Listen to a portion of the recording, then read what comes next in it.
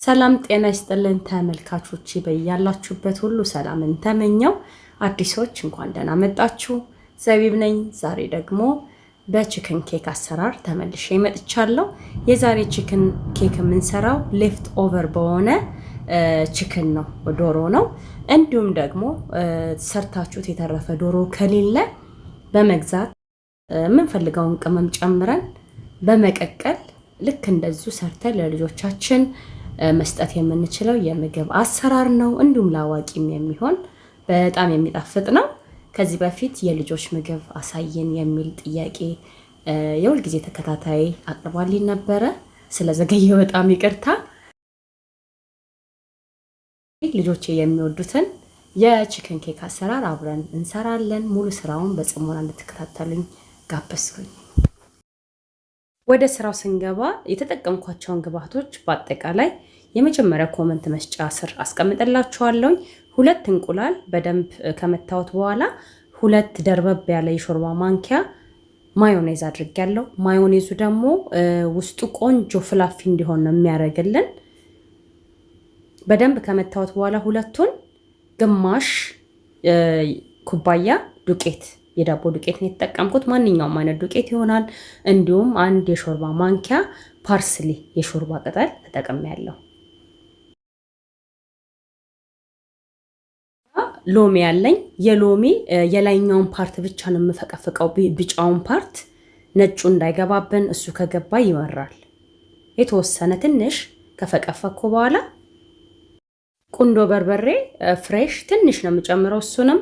እንዲሁም በጣም ትንሽ ጨው፣ ዶሮ የተቀመመ ስለሆነ ብዙም ጨው አይፈልግም። ይሄንን አቀላቅልና ቆንጆ ሆኖልኛል፣ ወደ ጎን አስቀምጠዋለሁ።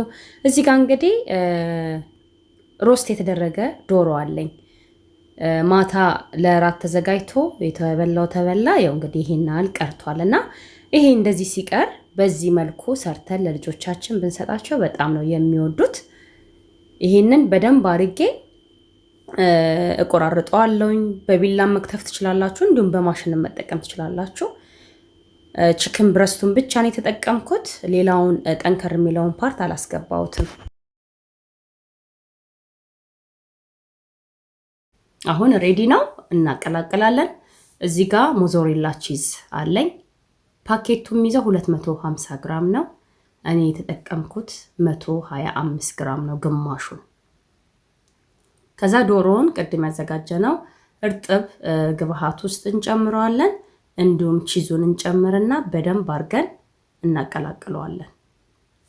በዚህ አጋጣሚ ለመጀመሪያ ጊዜ እኔ ቻናል ላይ የመጣችሁ ካላችሁ እንኳን ደህና መጣችሁ። ለማታቁኝ ዘቢብ እባላለሁ።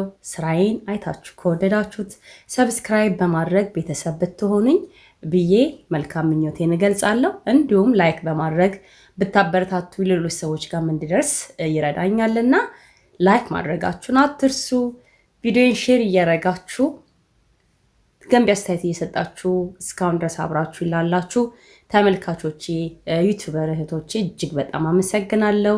አሁንም አብሮነታችሁ አይለይ።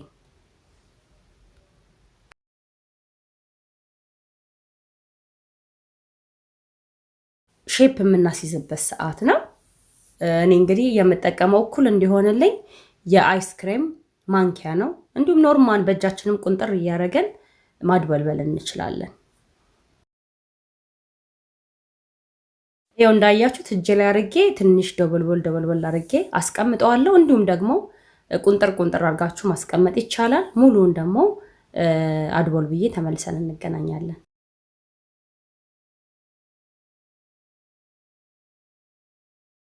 እዚህ አድበል ብዬ ከጨረስኩኝ በኋላ ፍሪጅ ውስጥ ኖርማል ፍሪጅ ውስጥ እጨምረዋለሁኝ። ጠንከር እንዲልልን ይረዳዋል። ለ1 ሰዓት ለ2 ሰዓት ከዛም በላይ ቢቀመጥ ቆንጆ ነው የሚሆንልን። አሁን ደግሞ ሆምሜድ ብሬድ ክራም እናዘጋጃለን። ማንኛውም አይነት ዳቦ እንደምርጫችሁ ይሆናል። እዚህ ጋር 2 ዳቦ ማሽን ላይ ቆራርጬ ካስገባሁኝ በኋላ ለ1 ደቂቃ እፈጨዋለሁኝ። ዛሬ የማሳያችሁ በቤት ውስጥ በተሰራ በብሬድ ክራም እና ከውጪ በምንገዛው በብሬድ ክራም ነው። እናንተ የውጭውን ማግኘት የማትችሉ ከሆነ እንደ አማራጭ እንዲሆናችሁ ብዬ ነው ይሄንን ብሬድ ክራም የሰራሁት። ያው እንዳያችሁት ፍርፍር ብሎልናል። የምንፈልገው ሳህን ላይ እናደርጋለን ሰፋ ያለ ላይ። እንዲሁም ደግሞ የሱቁ ደግሞ ይሄንን ነው የሚመስለው። እንግዲህ ዶሮ ቢያንስ ለ2 ሰዓት ተኩል ያህል ፍሪጅ ውስጥ ነበረ ጠዋት ሰርቼው ለምሳ ሰዓት ያው አሁን ልጠብሰው ነው። አንድ በአንድ አነሳና የመጀመሪያ ምሰራው ቤት ውስጥ በሰራውት በብሬድ ክራም ነው። እንደዚህ ያለበስኩት ቁጭ አረጋዋለሁ። ደግሞ ከሱቅ በመንገዛው ብሬድ ክራም አሳያችኋለሁ። በሱ ለየት የሚያረጋው እዛ ውስጥ ብሬድ ክራም ውስጥ ካንከባለን ነው በኋላ ወዲያውኑ ነው ሼፕ የምናስይዘው። ምክንያቱም እንደዛ የምናስቀምጠው ከሆነ እንደገና ድጋሚ ስንደርበው እንደምንፈልገው ልስልስ አይለልንም። ይሄ እስከምንጠብሰው ድረስ ከእርጥበቱ ጋር ይዋሃድና ዘይቱ ላይ በመናስቀምጥበት ሰዓት ብሬድ ክራሙ አይረግፍም ማለት ነውና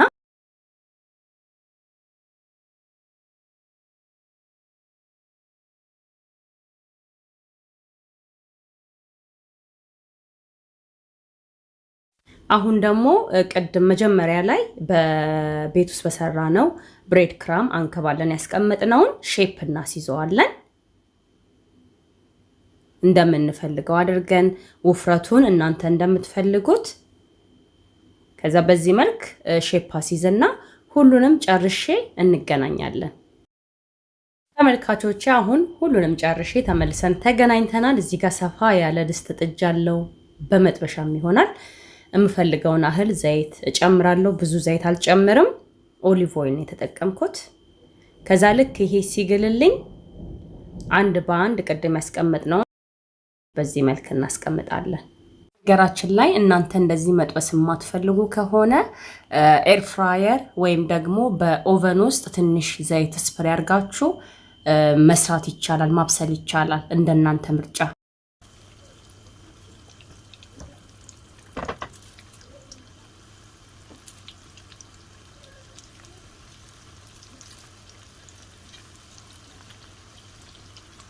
ቀስ ብለን እሳቱን ሚዲየም ፍሌም ላይ አድርገን ውስጥ እናበስለዋለን። የመጀመሪያው ላይ እኔ ቸኩዬ ገለበጥኩት፣ አልበሰለም፣ አልደረሰም ነበር።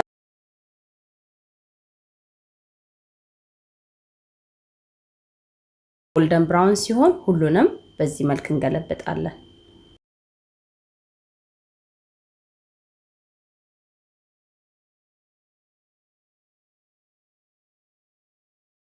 ይሄንን ደግሞ በደንብ አብስዬው ተመልሰን እንገናኛለን። አሁን በደንብ ስለበሰለልኝ በሁለቱም በኩል የማስቀምጥበት ሳህን ላይ ሶፍት አድርጌ የቀረውን ደግሞ ጠብሼ ተመልሰን እንገናኛለን። ተመልካቾቼ ቪዲዮ እንዳይረዝም በማለት ዋና ዋናዎቹን አሳይቻችኋለሁ።